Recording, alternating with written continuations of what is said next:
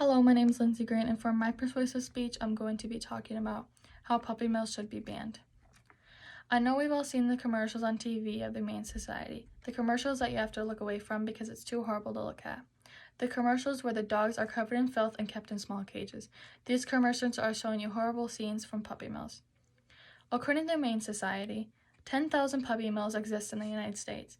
In those puppy mills, 194,000 are mainly kept for breeding in USDA licensed facilities. However, a license isn't a guarantee that the breeder keeps their dogs in healthy facilities, and out of those dogs kept for breeding, 2 million puppies are sold each year from those puppy mills.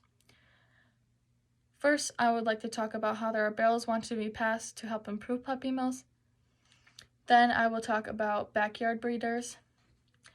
Then I would like to talk about the living conditions in which the dogs in puppy mills are kept. Then finally, how most puppy mills work a shitty business and how most pet stores buy from puppy mills without telling their customers. Now I'll explain how some little efforts have been put into enhancing puppy mills. So, can puppy mills be a positive thing? The overwhelming answer is no, unless you work for the profit-motivated commercial breeding industry. One of the main industries profited by puppy mills is the AKC. The AKC is the American Kennel Club. The AKC is fighting for puppy mills to stay open because they seem to only care about their profit while putting on a front saying they care about these animals.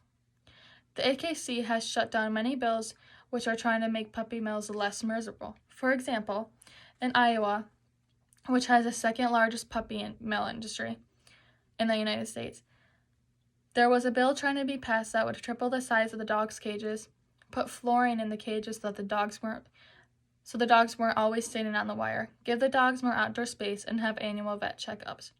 The AKC is fighting to not let this bill be passed due to not wanting to pay extra. As you can see, bills are trying to squeeze their way in to help improve puppy mills. However, there are many huge factors who don't want this to happen. Now I will talk about backyard breeders. Backyard breeders are almost identical to puppy mills. They're both motivated by money.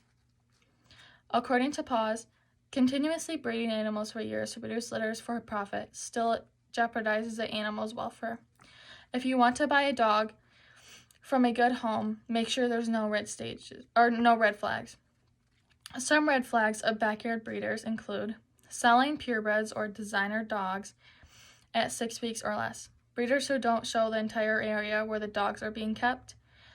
Breeders don't ask a lot of questions, and there are no guarantees. Responsible breeders would take back the dog at any time. Now I will talk about the living conditions of animals in puppy mills. Female dogs are bred and have litters one after another with little to no time in between. Once they are old and have bred enough, they're killed. Like I stated above, they are kept in small crowded cages. Food and water are contaminated. Most dogs would be seen with swollen or bloody paws due to the bottom of their cages. Tooth decay, ear infections, and lesion on their eyes. These dogs are left in cages that don't protect them from any kind of climate. There's no cleanup control because of how they are kept. Most puppy mills don't even supply vet checkups. Puppy mills are horrible homes for dogs and show no respect towards the lives they are trying to get and the lives they are taking. Now let me go into some shady business that puppy mills hide.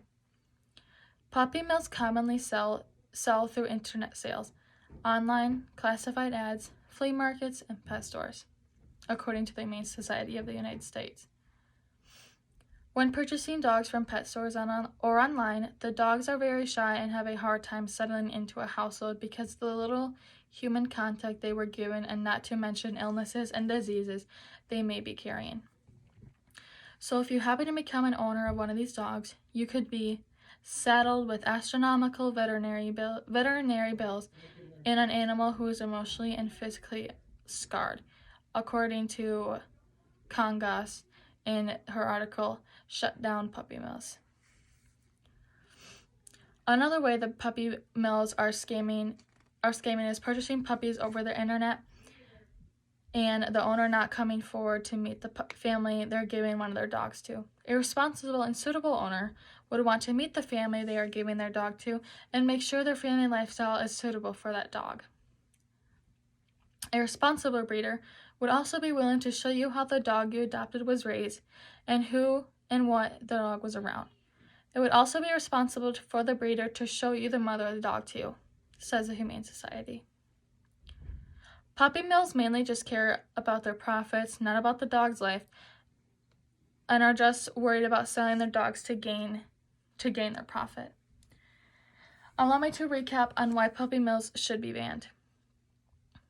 First, I talked about how many people are advocating for an improvement in puppy mills and how some are never changing their ways. Then I talked about backyard breeders similar to puppy mills. Then I talked about the conditions and treatments the dogs in puppy mills go through. Finally, how puppy mills interact in shady business and deal out their puppies to common stores and shops. So next time you are wanting to purchase a puppy or dog, make sure the dog didn't come from a puppy mill and make sure that the breeder is responsible in providing you a healthy and happy puppy. Finally, any donation Finally, any donation helps the Humane Society in their quest to end puppy mills, so any amount of donation would be wonderful. Thank you.